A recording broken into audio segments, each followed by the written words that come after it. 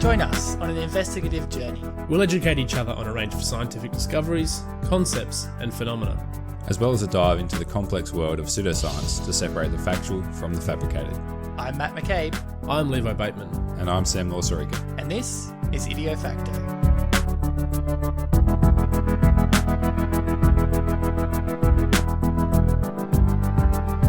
We got through it with no horseplay. Horseplay. That's not going to make for a very good blooper. So I'm sure there'll be plenty. No doubt, no doubt. I usually have to choose between one or two things, so... Never your own mistakes, though, I notice. Hey, Yeah. editor privileges. So the me or Levi doing a goof. I don't make mistakes. If I made mistakes, I'd happily put them in. But... Maybe I'll edit a few episodes again. No, that's okay. We'll see how many mistakes I make in those No, episodes. it's okay. No, it's all good. No, I've got it under control. Anyway, how was everybody's weekend? How's life in the locked up state at the moment, Matt? Yeah. It's so interesting. I left my house to go for a walk, and then I came back to my house. How far can you go? Oh, look, I don't know what the rules are anymore. Actually, Is it I still know. 10 Ks? I think it's 10 kilometers. 10 but kilometers? I don't actually know. That's a fair way away from home. Yeah. I saw a post today, and I understand that the rules are that you can leave from home, but a friend of ours put up a story on Instagram, and it was of her and her husband exercising within 10 kilometers from their home, and they were at some river or waterfall, and there was people everywhere. There would have been about 30 or 40 people there. Everyone was out, no masks, which I guess you don't need to because they were exercising, Outside. technically. Yeah. Mm-hmm. I was really surprised by that, but also not surprised at the same time because Yeah, well, Yeah. the increasing case numbers daily kind of reflect that. yeah. As well as the increasing hospitalisations and ICU requirements and ventilators and deaths. Well, they keep saying that there's no evidence that it's being spread in outdoor settings. So, I've seen that as well. yeah, I don't know. I really don't know who these people are that are out in the community because I've been at home for the last 7 weeks. Yeah. So, Well, unfortunately, they have said a couple of times now, there's a few cases that are spreading where people are out just doing their grocery shopping and those kind of things, or workplaces, and then it's being taken to households and then spreading in households. yeah, I understand how it can happen. I'm just, the level is kind of the thing that's alarming to me. Yeah. Anyway, hey, more COVID chat. Yeah. How is it being in one of the free states? Pretty good. Yeah, we're Yeah, still a little that's bit great. limited, but I did go out for dinner with a group of friends on Saturday night. Went and To a got some restaurant? delicious Indian. Yeah, at a restaurant, and then And did you sit inside yep, and you had food inside a restaurant? sure did. Yeah, Wow. you get to experience it one day, maybe. I don't think so. Yeah. It's certainly not in the near future. No, definitely not in the next month anyway. No. But yeah, that was Saturday. And then today, I have to admit, I am absolutely knackered.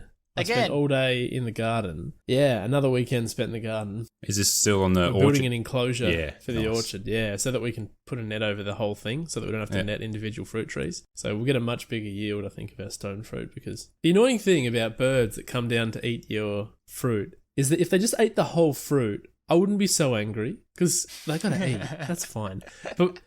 But they'll eat just one little beakful out of one piece of fruit. So that piece of fruit's ruined. And then they'll leave it and they'll go to the next piece. And they do that to every single piece on your tree. So you come out and there's not a single piece of fruit that's totally eaten, but there's no pieces of fruit that don't have one little mouthful out of it. That's really selfish. It feels like they're doing it just to spite you, doesn't it? Have you Well, thought of putting out a stand that says, "Hey birds, eat all this fruit, but just leave the trees alone"? Like when you go into a grocery store and they have the Yeah. free fruit for kids? Yeah. Yeah. Have you tried that? You should give that a try. I think that'll work. I wish I could teach them because now I've netted the whole thing. I don't get any fruit. Yeah, well, it's their own fault. Yeah. See, you've ruined it for everybody. This is why we can't have nice things, birds. Yeah, exactly. Damn it, birds.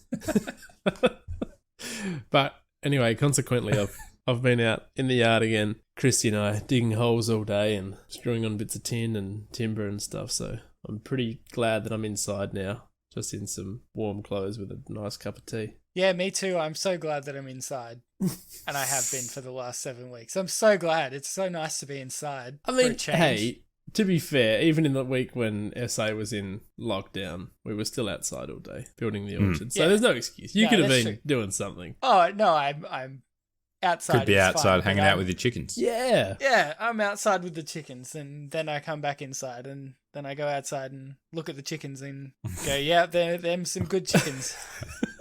I suppose you can only do so much of that each day. Yeah. Yeah, probably. I've started talking to the chickens. That's God. a normal thing to do, right? Do they have names? Yes, they do have names. How many? How many do you have? What was your naming convention? I have 3 chickens. They're called Jack, Sarah, and Rose. Jack as in Jacqueline, short for Jacqueline. Jaqueline. Yeah, well, okay, so the naming convention was companions from Doctor Who. Our chicken coop is painted as a TARDIS. Is it really? Yes, it is really. And the chickens are named after companions from Doctor Who. So Jack is a combination of Jackie and Jack Harkness, but you can't have Jack is a male name, so Jackie's. Anyway. Do all of your chickens have glasses and wear cardigans? It's the nerdiest chicken coop I've ever seen. That's me. I'm the one who wears glasses and cardigans. That's what I meant. Yeah. You do a science podcast and you're a doctor, Sam. I'm not sure that you can exactly accuse me of being a nerd. Do you know our naming convention for our chickens? All of the chickens are named after grandmothers. And if we've got an unnamed chicken, we've got guests around, we'll ask them what their grandmother's name is. And if it's a cool name, then we'll name one of our hens. It's a shame if my grandmother's name isn't a cool name. Well, we didn't name one after Tom's grandmother. Her name was Dragetska. And I thought that's not fantastic. Why would you not name a chicken that? That's an awesome name for a chicken. Yeah, this is Mary, Ruth, and Dragetska. Yeah. We've got Myrtle, we've got Rosie. Myrtle is a good one. We've got one rooster. His name's Claude because that was nice. Chrissy's grandfather. You had a hen named Anne, and my mum was chuffed by that, but then Anne died, and I don't think Mum will ever get over it. Anne's dead. Yeah. The chicken is dead. Yeah. Yes. The chicken is the one who is dead. Yes. What's your grandmother's name, Sam?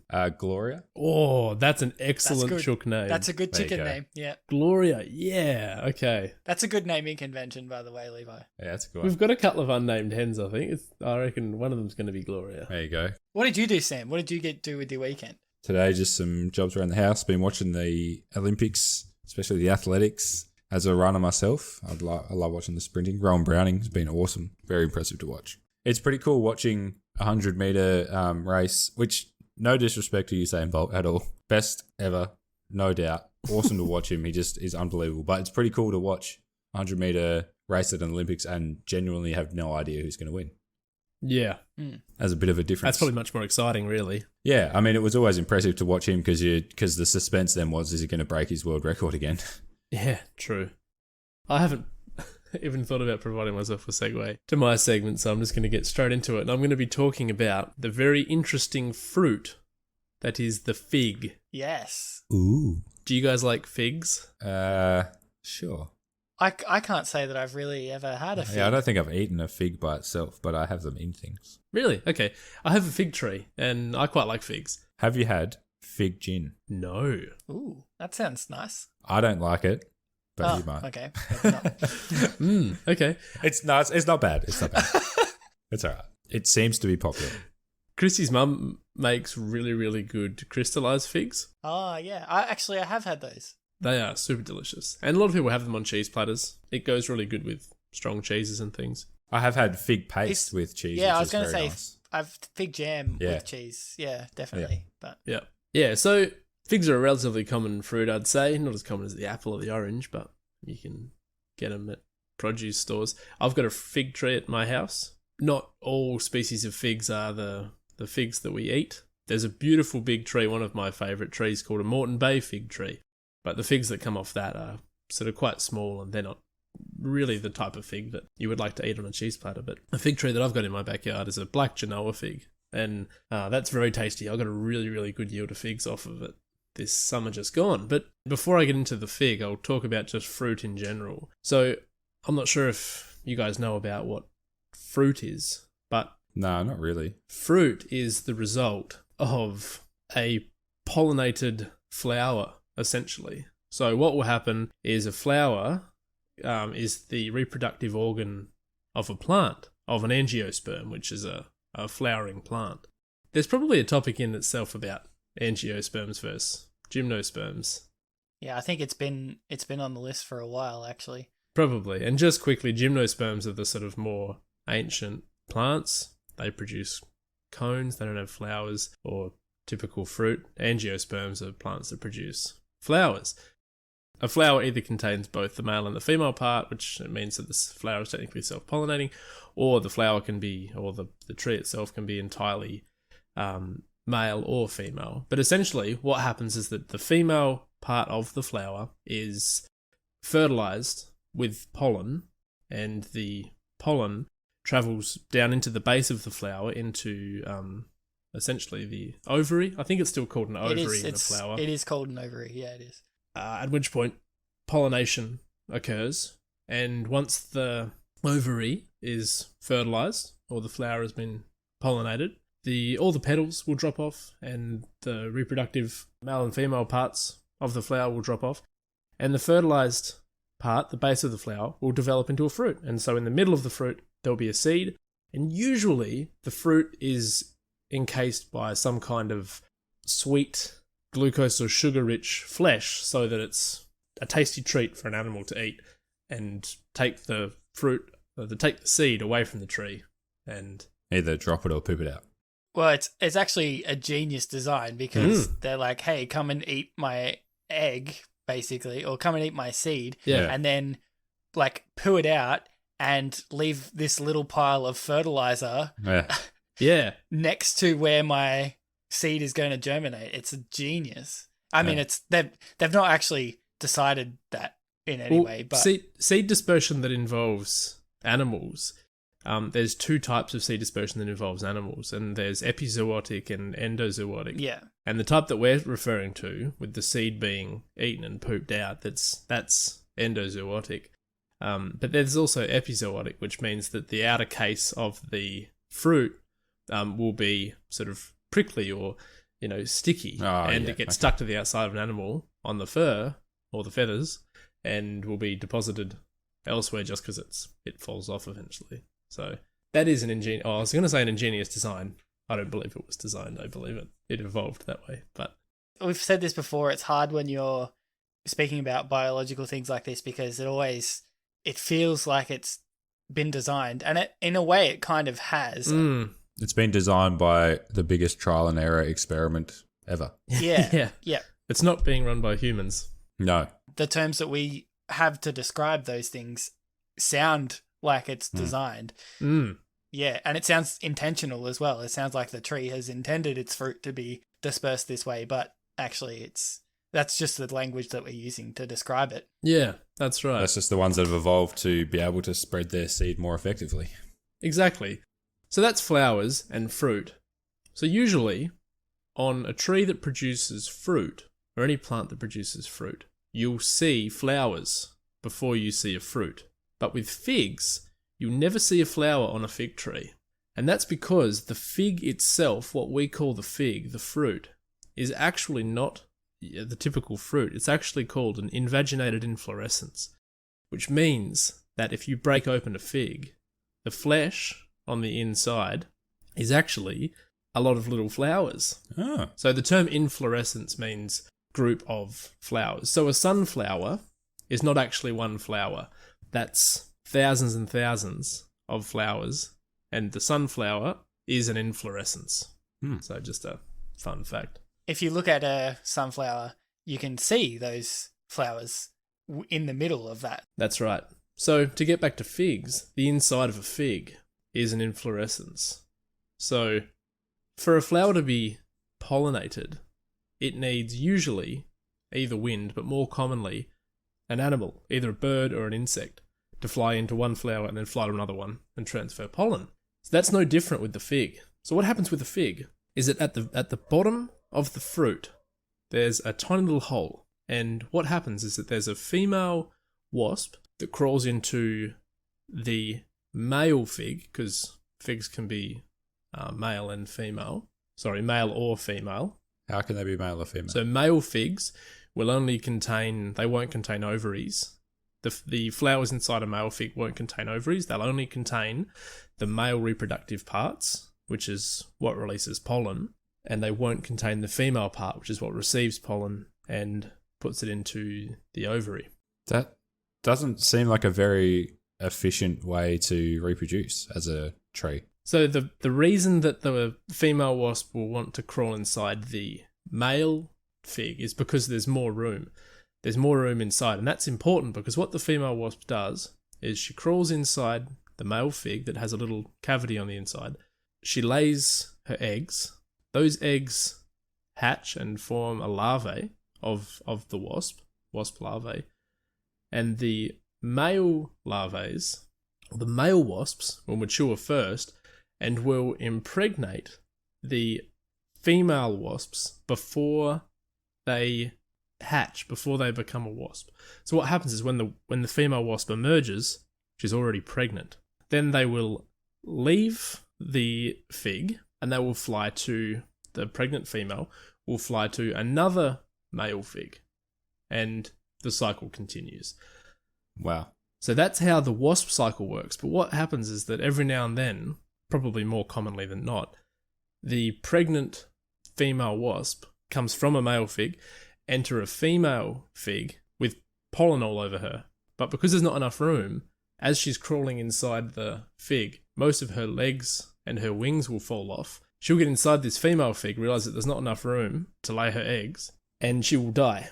And then the fig will produce enzymes that will break the wasp down. But what's happened is that she's carried pollen into the fig, which allows the female parts of the flower inside the female fig to be pollinated and produce seeds. That is so complex. That's the life cycle of the fig. Yeah. Wait, when you're eating a fig, do you need to check it for wasps? No, because by the time it's mature, the female wasp will have been dissolved by the fig itself. But you're still eating a wasp. Yeah. Well, it depends. I mean, you technically, every bit of water that you drink is also poo water if you go back far enough. That's right, yeah. Like, Yeah, but this is pretty direct. That fig had a Well, wasp in it, which yeah. you are now eating. yeah. It hasn't been diluted. It's still there. Yeah, it has. It's completely gone. Like, But the nutrients has been transformed by the tree. yeah, I guess. If animals lay feces all around the base of a tree, that tree is taking up the nutrients from that directly from that feces and putting it into its Yeah. fruit. Yeah. So But what's the difference? The animal's not pulling directly into the fig. No, but it's the same concept. Like, yeah, it's, I guess. Yeah. you're still taking it's all nutrients it's all molecules when you get down to it. That's right. Yeah. So is this process unique to the fig? I'm not sure if it happens in any other fruits, but I don't know of any other fruits that are invaginated inflorescences. As far as I know it, the fig is the only one. That seems super complex. This is an example of coevolution or co-adaptation. The fig and the wasp Yeah. would have evolved at the same time. Yeah. Yeah. I mean, it is complex when we explain it like that, but the process is fairly straightforward. If it's beneficial for the wasps, and it's beneficial for the figs, really. It's, I mean, it's beneficial for the wasps that survive, that choose male figs. It's not so beneficial for the female wasps that choose female figs, but, you know. The wasp species is one of those sort of, for me, it seems like a sad species that's basically only purpose is to reproduce and then die. Because the male wasp are so small, they don't even really have any wings, and so they can't leave the fig. So they're born, they will reproduce, and then they will die inside the male fig. And the female will leave the fig pregnant after being fertilized, fly to a female fig, and then die. I mean, this is the thing I both love and hate about biology is that, yeah, that sounds really sad, but, like, who cares? Biology doesn't care about a sad life. Like, No. all it cares about is passing on genes. Yep. And it does that very effectively, obviously, in this case. Just kind of pointless. In the words of American rapper Little Dicky, we go hard on Earth. Yeah. Evolution's not kind. How did you come across this, Levi? I had heard the story a while ago, and I was working in the garden today, and I noticed that my fig tree was getting some new leaves on it.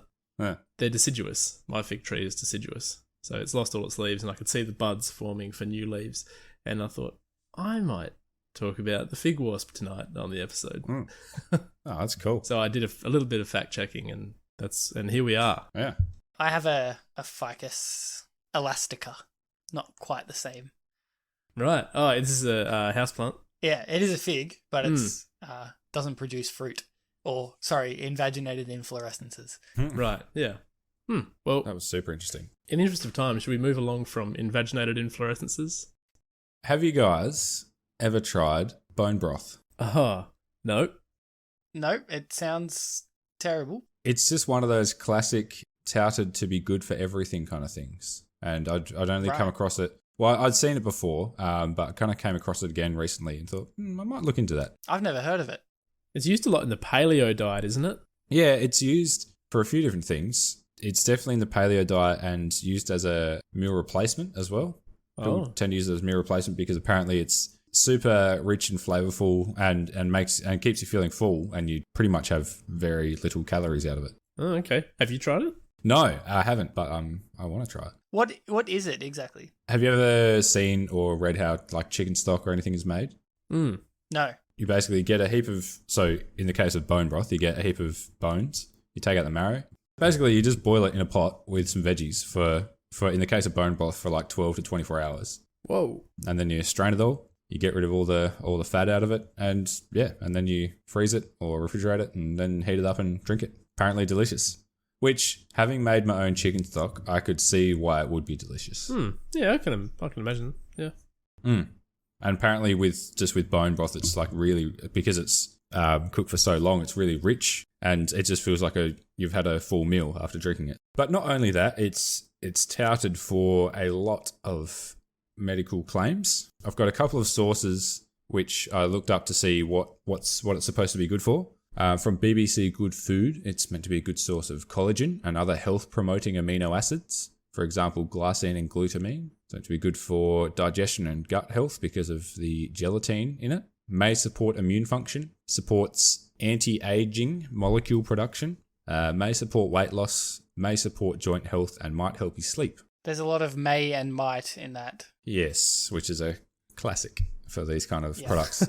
And most of the claims seem to be based on the fact that there's glycine, collagen, glutamine, and gelatin rich in bone broth. And then from the old classic health line, it's a source of a lot of vitamins and minerals. It's rich in calcium, magnesium, potassium, and phosphorus. Again, good for digestive health, inflammation, joint health, inflammation, again, it was on there twice, and good for sleep. Is it good for inflammation though? That's the real question. Well, I didn't see anywhere if it said that, except for Healthline where it said it twice. Oh, okay, yeah. And then Medical News Today, which I've never heard of that website, but now I'm kind of concerned about it. Apparently, it's highly nutritious. Again, vitamins and minerals, may protect joints, anti-inflammatory and gut healing, sleep, weight loss. So very similar claims across popular websites, that's actually a good sign. If you're getting similar information from multiple sources, that's a good start at least. Depends what your sources are. Yeah, well, that's right.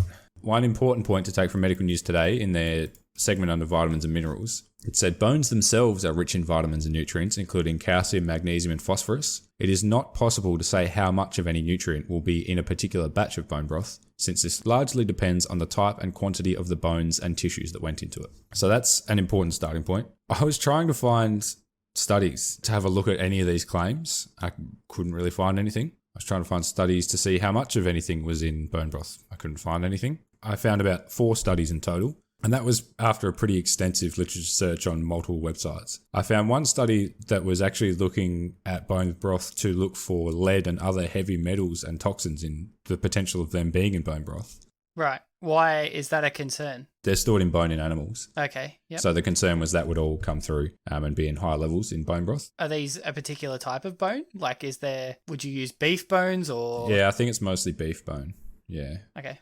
They did find levels of lead and other heavy metals 10 times higher than in water, but still at trace levels and not harmful. But also these bone broths that were touted to be good sources of all these vitamins and minerals, they had less than 5% of the recommended daily calcium, magnesium, phosphate in them. And that's basically the theme of what else I could find. I couldn't find a single study looking at the use of bone broth for any of the touted benefits. I did find one study which looked at it being used for neuropathic facial pain, which was very random. That is very random. How common is neuropathic facial pain? Oh, quite common. There's something called trigeminal neuralgia, which the trigeminal nerve supplies the face in 3 separate branches, and people can get an inflammatory or infective process that causes really bad facial pain there. And it's pretty difficult to control. We do have some treatments that work pretty well for it. Is bone broth one of them? No, and I'm not really sure why. It was just a very out of nowhere kind of, because I hadn't seen it anywhere else at all for pain at all, let alone neuropathic pain specifically. I don't really know where that claim came from.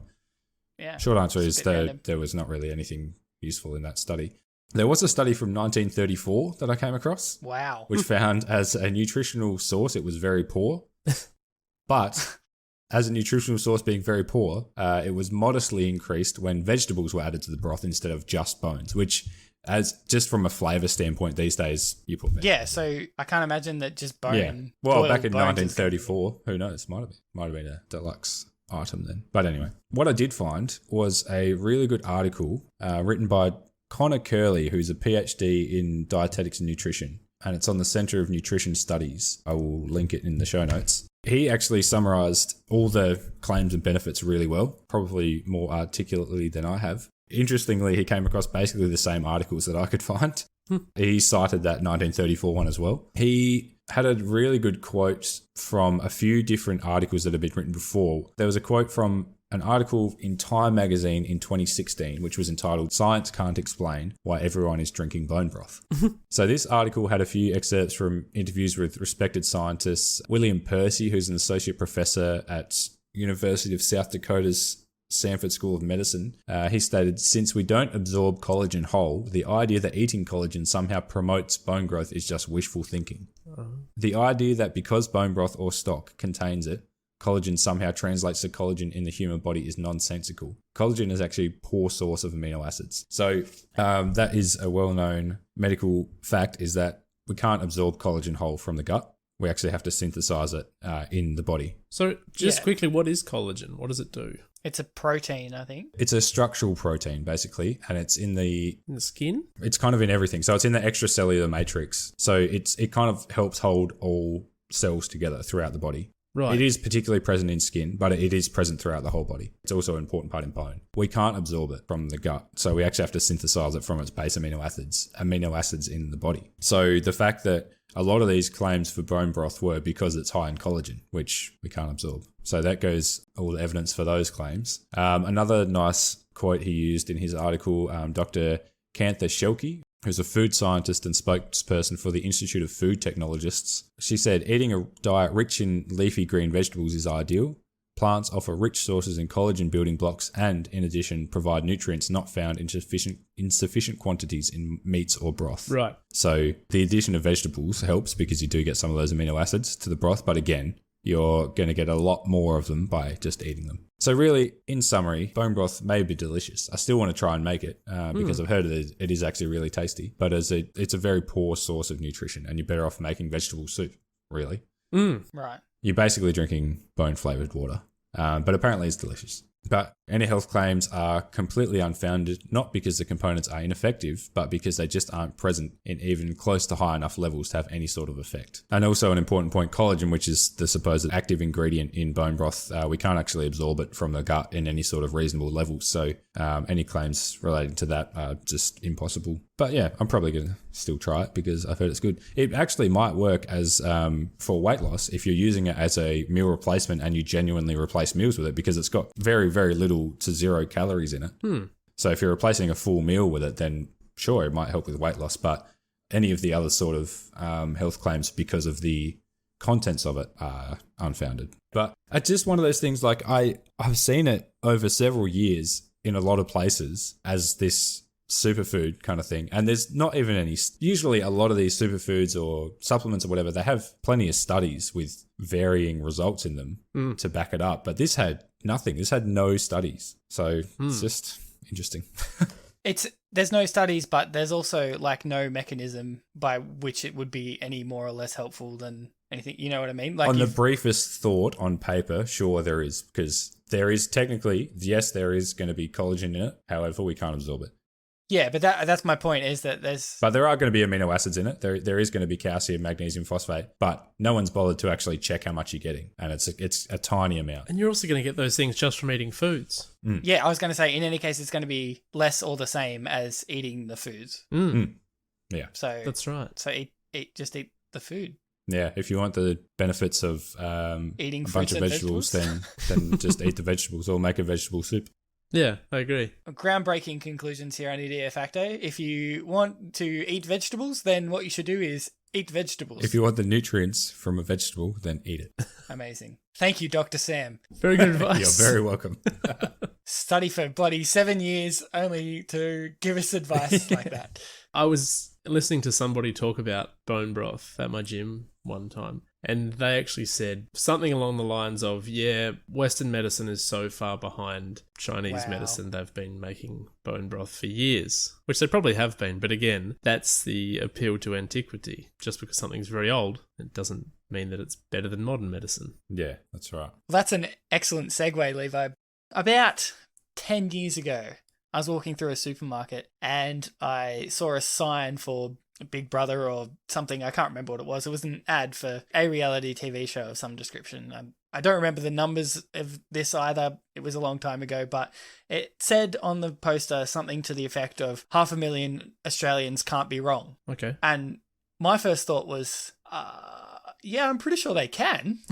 And I didn't know it at the time, but that was the start of my obsession with logical fallacies. Mm. Do you guys know what logical fallacy that one is? No.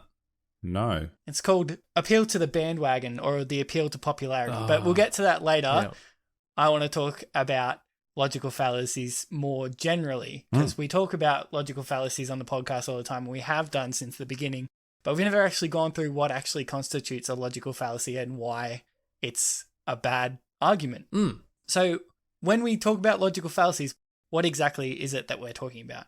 A logical fallacy is committed when an argument is proposed where the conclusion does not logically follow, and is sometimes called a non sequitur, which is from the Latin and literally means it does not follow. So when I say argument in this context, what I'm talking about is the more legal sense, like a reason or a set of reasons in support of an idea or theory, not like to have an argument with somebody, Right. like a disagreement sort of argument. I'm talking about like a set of reasons. So therefore, an argument in this case can be as simple as A equals B, B equals C, therefore A equals C. Right? If Okay. we boil it down to its most basic, this argument is a logical argument, and the conclusion follows from the premises. So if all A's are also B's and all B's are also C's, therefore all A's must be C's as well. Okay. Right? That Yeah. follows logically. Yep. So a logical fallacy is committed when the conclusion is not valid and does not follow the premises. So how about this argument? 1, if A is true, then B is true. Number 2, B is true. Number 3, therefore A is true. Is this a valid logical argument? If A is true, then B is true. B is true, therefore A is true. No. Let's add some context to it. If Levi is a human, then Levi is a mammal. Levi is in fact a mammal, therefore Levi is a human. Is this a valid argument? No. No. No. What if I change the subject of the premises to Levi's dog Evie? If Evie is a human, then Evie is a mammal. Evie is a mammal, therefore Evie is a human. Yeah. Despite the fact that she acts that way sometimes, Evie is not in fact a human. Oh. So this leads me to one of my main points. Just because the conclusion is true does not make it a valid argument. This fallacy is called affirming the consequent, but don't worry about the terminology. Levi is a human, but the argument that I gave to support the statement that Levi is a human is not a valid argument. The only conclusion that we can make from the information that I gave you was that if Levi is a human, then Levi is a mammal, because that was the premises from the beginning. If Levi is a human, then Levi is a mammal. If Levi is a human, then Levi is a mammal. We can't say the opposite way with the information that we're given. This is just one logical fallacy, though, right? There are hundreds of them. This is what we call a formal logical fallacy. Yeah, I was going to say there's formal and informal. Yeah. So affirming the consequent is a formal logical fallacy. Basically, what that means is that we can reduce it to a mathematical expression, kind of. So if A equals B and C equals A, then C equals B. That's kind of what it means in a mathematical equation sort of thing. That's what makes it a formal logical fallacy. If the formal argument, when it's reduced to its most component parts, doesn't logically follow, right? Okay. It sounds confusing, but what I really mean is that in this example, just because humans are mammals doesn't mean that mammals are humans, right? The only conclusion that you draw is that humans are mammals. Yeah. Are you going to go into the difference between formal and informal? Yes. So another common real-life example of this type of formal logical fallacy is the following. People who go to university are successful. Sam is successful. Therefore, Sam went to university. Again, Sam may or may not have gone to university, but there's not enough information in the premises that I've given you to come to that conclusion. Just because Sam is successful does not necessarily mean he went to university. Does that make sense? So that's a formal logical fallacy. It is not a valid argument to support that conclusion. So there are also informal logical fallacies. And these are the really interesting ones because when they're reduced to their base arguments, they can actually be valid logical arguments. Right. But not necessarily true. Yeah. Okay. So formal is when the logic underlying it is wrong, is clearly wrong. A formal logical fallacy is when the logic that leads you to the conclusion is wrong, is invalid. Yeah. Okay. You could almost put the argument into an algebraic formula. Yeah, this is what I'm saying is that like if you put it into a mathematical formula, it would not give you the answer that it says it gives you, right? Okay. But this is why informal logical fallacies are so interesting is because for an argument to be a legitimate argument, it has to be both logically valid and also sound. And in this context, sound means true. So I realize this is very confusing. Let me give you an example of an informal logical fallacy. If A happens, then B happens. A happens, therefore B happens. Okay. Yeah. Right? So that's a logical argument. That's a perfectly valid logical argument. So let's use our example from before. If Levi can talk, then Levi is human. Levi can talk, therefore Levi is a human. So this argument is logically valid, but it's not necessarily sound and not necessarily true because of a flawed premise. And the flawed premise, why is that? The first premise that if Levi can talk, then Levi is a human, why is that flawed? Because there's lots of things that can talk that aren't human. There's a lot of other things that can talk. Levi could be a parrot. He could be a computer. Be a record. Yep, anything. Yeah. So this is an example of an appeal to ignorance. So last episode, Levi talked about the black swan being a metaphor for the unknown. And in this case, Europeans thought that, one, we've only seen white swans. So if it's a swan, then it's white. The premise number 2, it's a swan. And the conclusion, therefore, it is white. And this argument follows logically, but it commits the informal logical fallacy of the appeal to ignorance because upon seeing the black swans in Australia, the Europeans were forced to acknowledge that their original premise that all swans are white was flawed. Yep. Does that make sense? Yeah, that makes sense. Yeah. So the aim in logical reasoning, especially in a scientific sense, is to provide arguments that are not only formally valid, but also informally sound. So true, basically. Logically valid and true. And this kind of illustrates why the concept of falsifiability is so important in science, because no scientist ever wants to say definitively that something is true, because at any stage there might be a black swan that appears. Yeah. There are many kinds of informal logical fallacies. So many so that I can't possibly go through them today. But each kind of fallacy has a different name, and often they're called an appeal to something, like the appeal to ignorance, or appeal to authority. There's a lot of different appeals. There's other ones like circular reasoning. There's a whole bunch, and I just don't have the time to go through them today. Hundreds are there of informal? It depends on your definition. There's a lot of different subtypes. There's a few main types, and the rest are subtypes of the same sort of argument. So a common one is ad hominem, where you attack the person and not their argument. So if you give me an argument, Sam, that say you said that the sky is blue, and I say, well, you also said that grass was green, but that grass is brown, and so you don't know what you're talking about, and therefore the sky can't be blue. Yep. That's an ad hominem, because I'm saying that because I've been wrong before. Because you're saying the argument, it must be wrong. It must be wrong. Yeah. And that's not necessarily true, because this argument in this case could absolutely be true Yeah. and perfectly valid and perfectly logical. It's just that I'm casting doubt on your argument purely because of the fact it came from you. There's a lot of logical fallacies that people use. They wouldn't even know that they're doing it. They wouldn't even know what the logical fallacy is called. Not at all. And it's because people especially during an argument, people are they have this such desire to be right. And so you'll do anything that you can. We've just given names to the different ways that people win arguments, essentially. Yeah. But the more common ones that people use are probably, like you mentioned, the appeal to authority. There's cherry picking. There's the straw man, ad hominem. Poisoning the well. There's honestly many. Yeah. There are so many of them that we can't possibly get. No. But I'm glad you mentioned appeal to authority because that's one that we probably commit every week. Yeah. Here's a good example.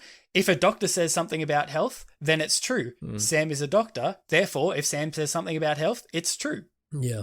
It's a formally logical argument because the premise that everything a doctor says about health is true is not necessarily true. Yeah. There's also, I think this is also the appeal to authority. Authority in a given topic, but not necessarily an expert in that topic. So it might be asking an actor for information about the film industry.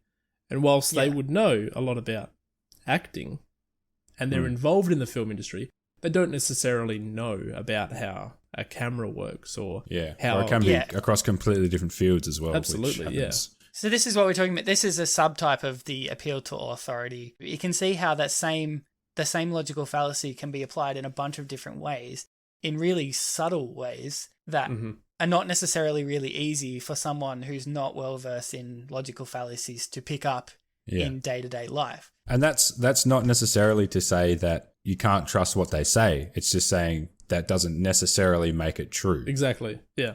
Basically, what it means is that you need to judge each argument on the merits of the argument itself and not on the source of the argument. Yeah, very true. Yeah, you need to judge each argument on its evidence. And just going back to what you said before about why scientists don't necessarily say things are true, that's a really important nuance in reading studies and that sort of thing that a lot of people that don't have scientific backgrounds don't understand is when one of the most basic and important concepts of a study is the p-value. And that value, if it's less than 0.05, that's the number you always see, then we consider it to be a statistically significant result. But all that means, that doesn't mean this is true.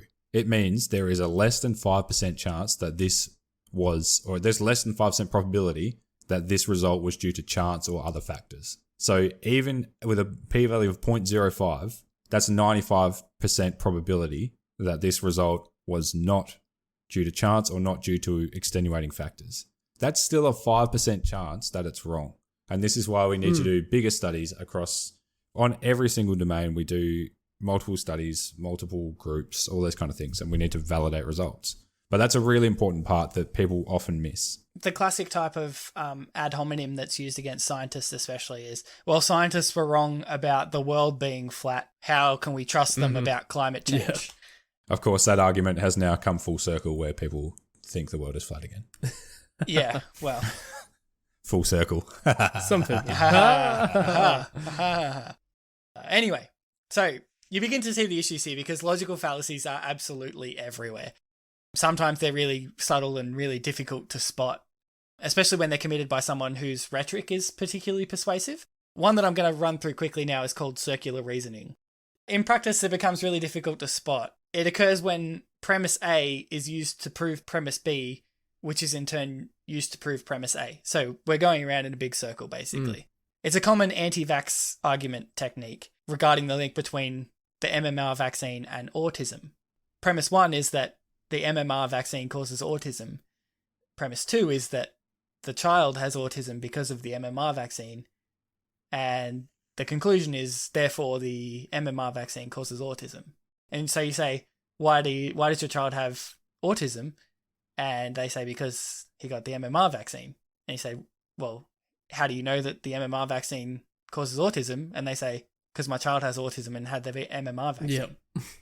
Yep. So that's a very simplified version of circular reasoning, but there can be many steps in between that argument. And that's when it becomes hard to spot. This one's a particularly egregious form of circular reasoning because it's just very obvious to anyone who has ever looked into logic arguments of any description that that's obviously false. But if there are enough steps in between, and eventually you come back to that argument, I know we don't usually go into religion, but a classic is the Bible as the source of all truth. Someone will go through many steps to say that this is the truth, and eventually you say, how do you know this? And they say, well, because it's in the Bible. And you go, well, but how do you know that the Bible is the truth? And they say, well, because the Bible says that it's the truth. Yeah. So it's a very circular argument. You see what I'm saying? Oh, yeah. There are many, many examples of informal logical fallacies that are committed every single day. When you begin to understand what a logical fallacy is, you can't help but be infuriated by the ubiquity of them, especially in politics. Oh, yeah. I think all of Australian politics, they could just be all called the ad hominem party, because that's really all they do. Yeah. Yeah. I'm reluctant to get into politics too much, but yeah, you're totally right, Sam. It's a frustrating thing that in politics, you are obligated to argue with your opponent. Obligated to oppose the opponent. Yeah. Even if it's a great idea, but because you're in even the if it's a no-brainer, opposition party, you have yeah. to say that it's a bad idea because it comes from the opposition. Yeah. That's called poisoning the well. That's a different kind of logical fallacy again. It's a type of ad hominem. It's basically saying, because of the source of this, it must be bad. Yeah. So let's go back to the example I gave in the beginning. 500,000 Australians can't be wrong. So the premise is, if many people like something, or the implied premise is, if many people like something, then it must be good. Many people like this show, therefore it must be good. Mm-hmm. This fallacy is called the appeal to the bandwagon, and it's often used to prove that a scientific phenomenon must be caused by something that many people believe in. For example, Sam has talked about Barry Marshall dosing himself with Helicobacter pylori to prove to the scientific community that it caused peptic ulcers, because at the time he was completely ridiculed for the theory. Not many people believed that that was actually the case. And the only way he could prove that was by dosing himself. And the point here is that just because a lot of people disagreed with him did not make them right to disagree with him. Yeah. They're appealing to the bandwagon. They're appealing to the popularity of the theory that it doesn't, even though his arguments are perfectly valid and true. But once again, it comes down to the validity of the argument and the logic. That's it. You have to judge the argument on its own evidence. It doesn't matter where it comes from. It doesn't matter how the argument is necessarily structured. If the conclusions follow the argument and the premises are true, then you need to argue against those. You can't argue, well, what do you know? You're just a biologist, which is one that I've had before. Sorry. That doesn't mean my arguments are wrong. Just because I'm a biologist talking to someone who may or may not have more experience in the area, it doesn't necessarily make my arguments wrong. If I make sound, valid, logical arguments, then you need to debate my arguments and not me. It's my intention to start getting through logical fallacies. Yeah, definitely. Over the next few episodes. And I really encourage anyone who has an interest in philosophy or science or logic or to research logical fallacies as much as you can, because they can be incredibly hard to spot in practice and you have to be really careful about calling people out on them. There's even a logical fallacy called the fallacy, which occurs when you use the argument that you've committed a logical fallacy, therefore your argument is invalid. That's not necessarily the case. Just because someone has committed a logical fallacy doesn't necessarily mean their argument's invalid completely. You have to judge each argument on its own evidence. So, And if you have any examples of any logical discussions you've had and you think there's a fallacy but you can't pick it, send it in to us and we'll see if we can pick it. Yeah, let us know. All of that brings me to my recommendation for this week, because they do a much better job of explaining logical fallacies than I do. It's a book called The Illustrated Book of Bad Arguments by Ali Almasawi. That looks great. Yeah. It is also a website. It's called thebookofbadarguments.com, and I will put links in the show notes. Basically, it's a bunch of really common logical fallacies in an illustrated book with really simple examples of what the logical fallacies look like in practice, drawn with really cute little animals. And I can't think of a better way of explaining what logical fallacies are. So yeah, that's my recommendation for this week, and also the end of my topic, thank goodness, for this week. I've done probably a terrible job of explaining what a logical fallacy is, but honestly, it's a really interesting, complex, and important part of logical reasoning, and something that you should definitely look into. It's really overwhelming to start with, but hopefully I've done enough of a job that you are interested now. Yeah, it makes you more. It also just makes you better at thinking and presenting arguments as well, because if you're more aware of what other people are saying and the errors in their logic or their arguments, then it makes you think about your own a lot more. Definitely. Yeah. I agree. Well, my recommendation is also a book, and it's a book called Against All Odds, which was a book that was released by Craig Challen and Richard Harris, who were the two Australian cave divers who helped to rescue the 13 Thai soccer players from that cave, the Tamloang cave. And it's an awesome read. And that story itself is so incredible. If you're into diving, definitely you need to read it. If you're just into amazing adventure stories, you definitely need to read it. It is. If you're a person. If you're an Australian, yeah, you definitely should read it. They're two incredible men. And the name of the book, Against All Odds, really is what the situation was. And neither of them thought that it was going to work. The plan to get these boys out of the cave was going to work, but it did somehow, and they released a book. So definitely go out and read that one. Cool. My recommendation is an album. It's Gold Digger's Sound by Leon Bridges. Just got released a couple of weeks ago. Been a huge fan of Leon Bridges since his first album, which was 2015, Coming Home. Love that album. I think you might have chucked in a sneaky second recommendation there. Yeah. Sam. Oh, Leon Bridges in general recommendation. That's fair. But yeah, his new album's really cool. I don't really know how to describe it. It's just like, so his first album was basically like soul music, new release, but it's just old, cool, chiller soul kind of stuff, like old school. Nice. Full band, really cool. And then he's kind of brought that kind of vibe to like pop kind of music. I don't know. I don't know how to describe it really, but I love it. I've never even heard of him. Might have to He's awesome. have a look. Such a good voice. Really, really good.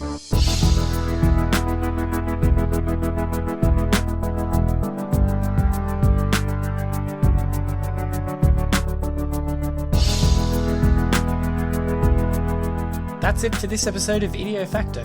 Forward all suggestions, hate mail, evidence, and arguments to idiofacto@gmail.com. And you can find us on social media on Facebook and Instagram by searching Ideo Facto. If you like the show, please rate and review us on iTunes. Links are in the show notes.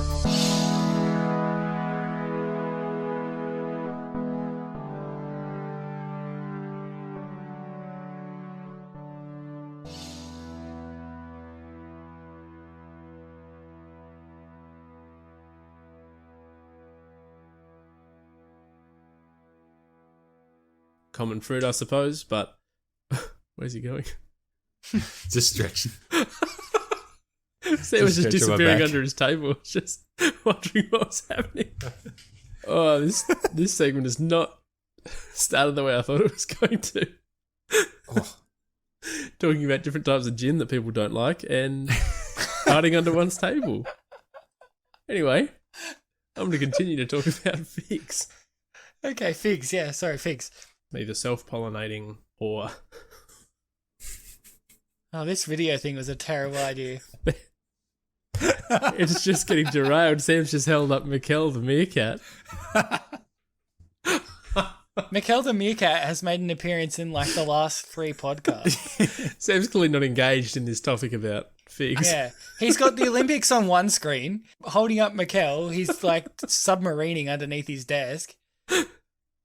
No, I'm actually very intrigued about figs. Ladies and gentlemen, this is the medical doctor who is not able to stay focused enough. This is my time off, all right? Sam, I'm sorry I'm not talking about coffee, all right? Oh, now you have my attention. I'm sure you could have fig-flavoured fig coffee. I actually have. I have had at the place that has fig gin. Glen Ewan in the Adelaide Hills, they do a fig gin latte. Oh, It's gross. You might like it, Levi. That was pretty gross. all right.